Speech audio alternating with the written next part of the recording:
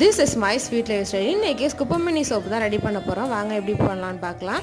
குப்பமினியை நல்லா பறித்து எடுத்ததுக்கப்புறம் நல்லா அலசிட்டு தண்ணி விடாமல் அரைச்சிக்கோங்க. நான் தண்ணி விட்டு அரைச்சிட்டேன். சைட் பை சைடு வந்து சோப் பேஸையும் கட் பண்ணி எடுத்து வச்சுப்போம். இது டபுள் பாயில் மெத்தடில் தான் வந்து நம்ம உருக்க போகிறோம். அதுக்கு ஒரு பாத்திரத்தை அடுப்பில் வச்சுட்டு தண்ணி ஊற்றிட்டு அது நல்லா கொதிச்சதுக்கப்புறம் அதுக்கு மேலே ஒரு பாத்திரத்தை போட்டு நம்ம கட் பண்ணி வச்சுருக்க சோப் பேஸை போட்டு நல்லா உருக்கி எடுத்துக்கோங்க. சைட் பை சைடு வந்து கொஞ்சோண்டு கத்தாழையும் மஞ்சத்தூள் கஸ்தூரி மஞ்சளும் சேர்த்து நல்லா கலந்ததுக்கப்புறம் சோப்பு மோல்டையுமே வந்து ரெடி பண்ணி வச்சுக்கிட்டேன் எண்ணெய் தடவி.